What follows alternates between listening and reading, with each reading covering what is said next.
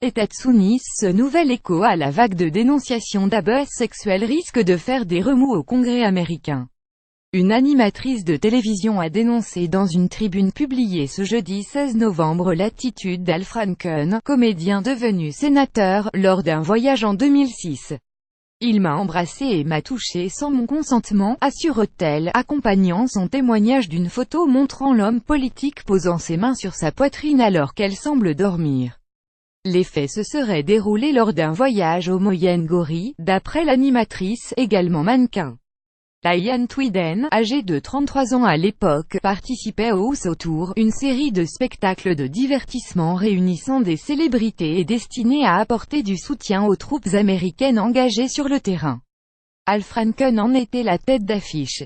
Pensant n'avoir quoi présenter les sketchs du comédien lors de la soirée, l'animatrice découvre en fait que Franken avait écrit un rôle pour elle dans Loon 2, impliquant une scène de baiser. Elle accepte de jouer le jeu, prévoyant de le repousser le moment venu pour faire encore plus rire l'assistance. Diane Tweeden y walked away. All I could think about was getting to a bathroom a fast a possible to rinse the taste of him Al Franken out of my mouth. I felt disgusted violated. Source deshotpic.twitter.com 6 SG0TH, Christicha 16 novembre 2017. L'image ci-dessus, partagée sur Twitter, montre Al Franken et Diane Tweeden sur scène lors de l'une de leurs représentations en décembre 2006.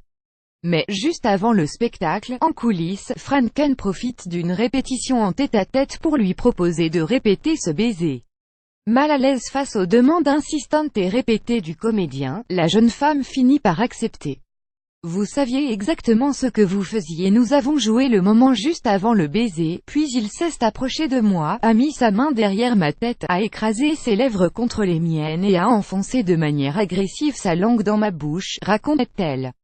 Je l'ai immédiatement repoussé avec mes deux mains et lui ai dit que je ne serais pas si gentille avec lui la prochaine fois s'il refaisait ça.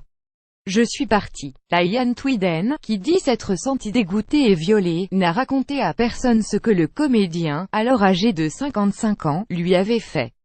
L'animatrice ne découvrira qu'à son retour aux États-Unis que Franken, qui figure sur la liste des favoris du Parti démocrate face à Trump en 2020, ne s'était pas arrêté là.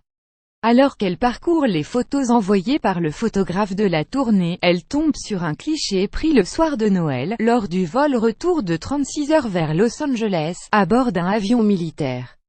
I've decided it is time to tell my story. Meto https://t.co.tqtgfskazej Diane Tweeden @Diane Tweeden 16 novembre 2017. Je ne pouvais pas le croire.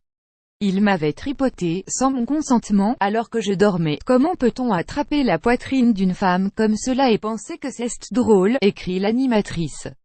Diane Tweeden, aujourd'hui présentatrice de la matinale de la radio KABC à Los Angeles, dit ne plus avoir peur, à l'heure où des cas d'agression ou de harcèlement sexuel sont dénoncés chaque jour et concernent des personnalités importantes du monde culturel ou politique. Vous saviez exactement ce que vous faisiez, écrit-elle en s'adressant au sénateur Al Franken.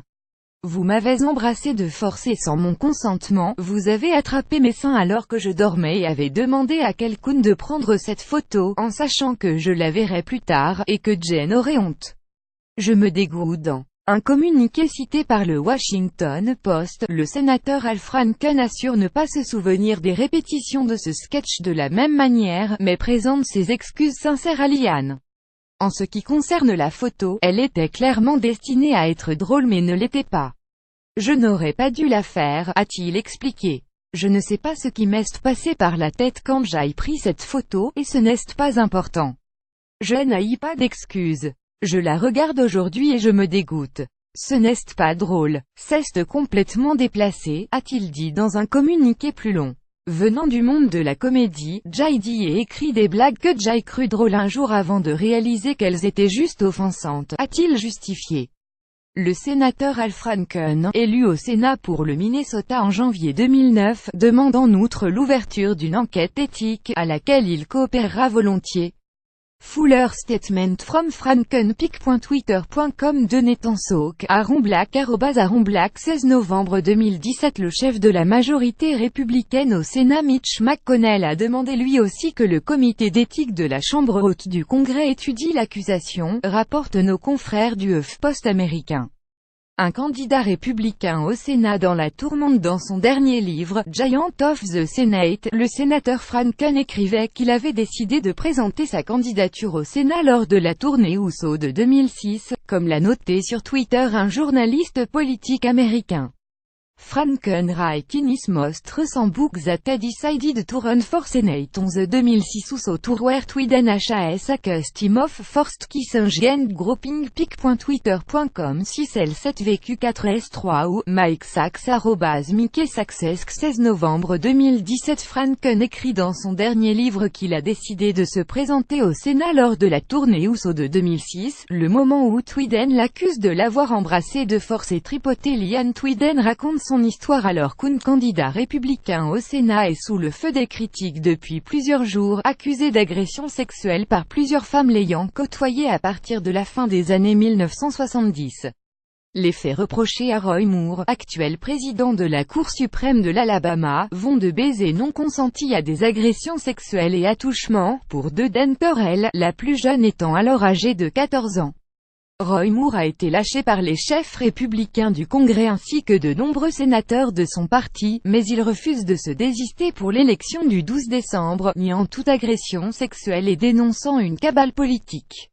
Lire aussi le candidat républicain au Sénat Roy Moore refuse de se retirer de l'élection. Mythe 14 des femmes se racontent sur Twitter pour sensibiliser au consentement au-delà des hashtags. Pourquoi écrire est bon pour notre santé? Pour suivre les dernières actualités en direct sur le HuffPost, cliquez ici. Tous les matins, recevez gratuitement la newsletter du HuffPost. Retrouvez-nous sur notre page Facebook. À voir également sur le HuffPost. Plus agression sexuelle et unissez la vie internationale. Envoyez une correction